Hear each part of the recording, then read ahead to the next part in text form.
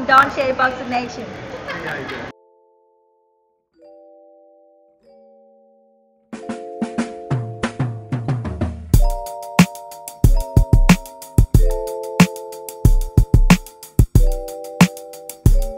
The three-time world champion, former two-time light middleweight champion, the reigning, defending, undefeated WBO middleweight champion of the world, Demetrius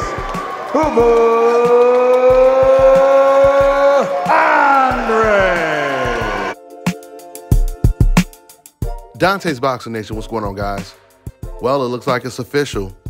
Dazn is definitely putting pressure on Gennady Golovkin to fight Demetrius Andrade. They are sick of paying this man millions of dollars. I'm talking about $15 to $20 million to fight guys that no one has heard of and in fights that no one is even watching.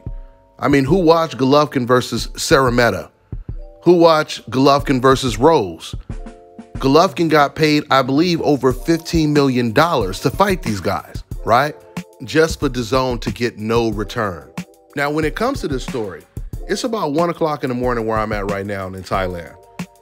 About 10, 12 hours ago, I had people sending me messages about this story.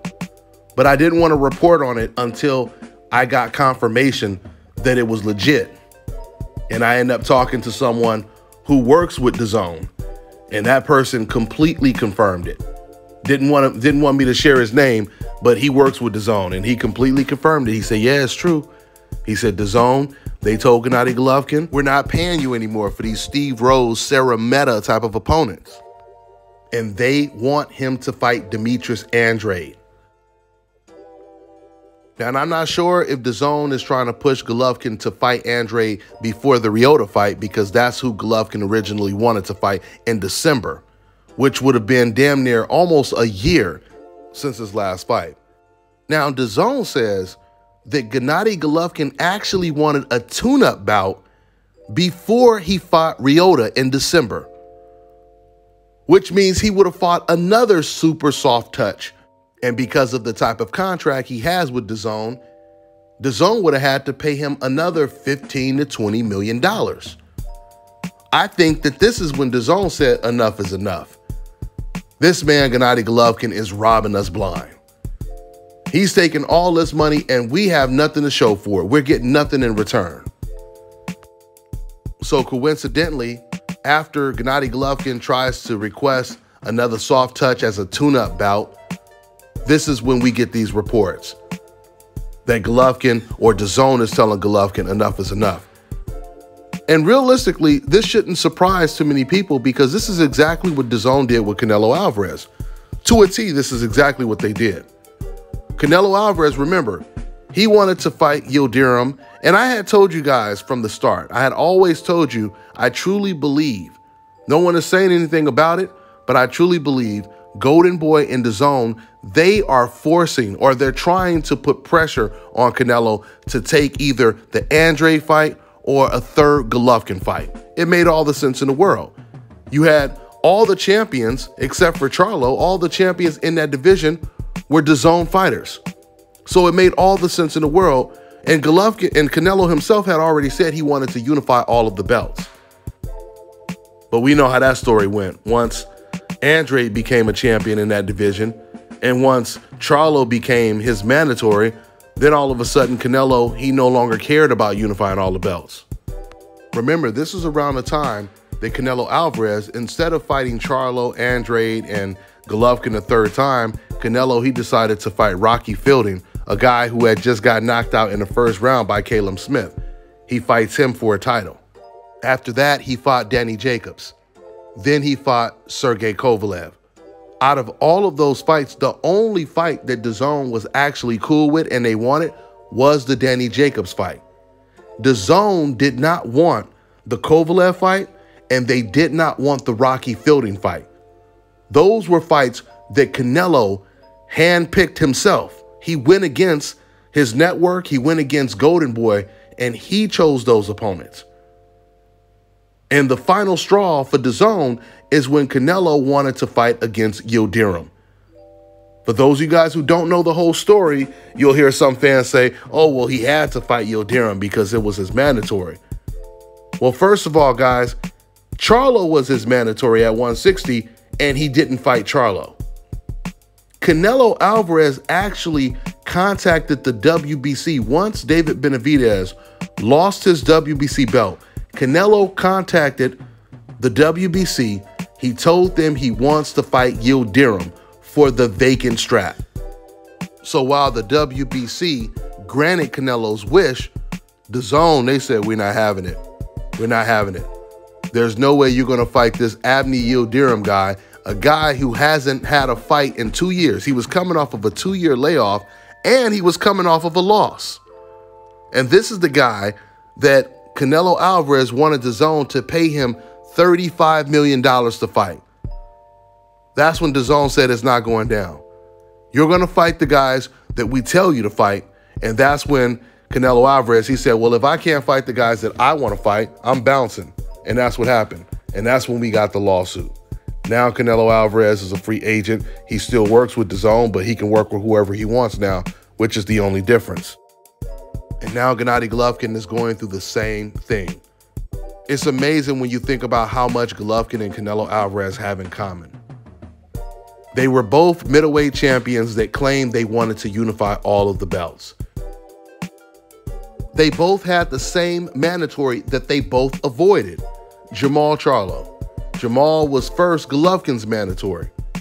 Then he became Canelo Alvarez's mandatory. They both avoided the same two fighters, Jermall Charlo and Demetrius Andrade. And those two fighters are the reason why neither one of them ended up unifying all of the belts to become undisputed at 160. Listen, man, it's great that Dazn is putting pressure on Gennady Golovkin to fight the other middleweight champion in his own division, Demetrius Andrade. But Dazn, they should have did this long time ago. And if they did it long time ago, they would have saved a lot of money. They would have made a lot more money if they would have gave fans the fights that they really want to watch. Because I can tell you right now, Andrade versus Golovkin is a huge fight, especially on Dazn. It's a huge fight, and it's a 50-50 fight, especially after Demetrius Andrade's last performance. At least this is how the odds will read after his last performance. They'll probably base it off of that. Makes it a competitive 50-50 fight. But I tell you this, since I do believe Andrade will win that fight, if Andrade beats Gennady Golovkin, it puts him in the driver's seat at 160. And it puts even more pressure on Charlo to take the Andrade fight. You know, when it comes to Gennady Golovkin, it's kind of similar to the Manny Pacquiao situation. How Crawford and Spence, they were racing to get the Manny Pacquiao fight. Well, Jermall Charlo and Demetrius Andrade, they were racing to get the Gennady Golovkin fight. I mean, of course, they were racing to get the Golovkin and the Canelo fight. But right now, Golovkin is the only one available at 160. And it looks like, I mean, it's still early because we don't know what Golovkin is going to pull. But it looks like right now, if anybody is going to get the Golovkin fight, it's definitely going to be Demetrius Andrade. And that puts Jermall Charlo in a real bad spot.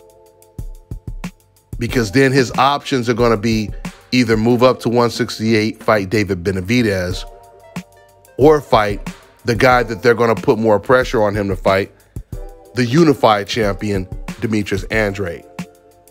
There's really nowhere else for him to go. Jaime Munguia wants no smoke with him or Andrade, and Jaime Munguia is the #1 contender for both of their belts. So this would be a serious game changer, especially for Demetrius Andrade, if he can get Gennady Golovkin in the ring. But once again, we don't know what Golovkin is planning on doing. Because even though he stands to make a lot of money, if he does decide to fight Andrade, instead of doing that, he may just pull another Canelo move and try to sue Dazn, try to find a way out of the contract and become a free agent. Hopefully that doesn't happen, but I don't think anyone would be surprised if it did. Let's see how it goes down. That's all I got for now, guys. I'm on to the Check next this one. out, guys. If you're looking to repair eczema scars, burns and bruises, dark spots and blemishes, then this right here is the perfect product for you guys. It's called LO Key Face and Body Oil. Athletes and top-ranking boxers, they're also using it after training to reduce swelling, inflammation, and to ease the pain. So get yours today. Go to lodekey.com, like them on Facebook, and follow them on Instagram. Hello, my name is Dominic. I just got my procedure done here at Scalp Carolinas. I was recommended by Dante's Boxing Nation, and it's real.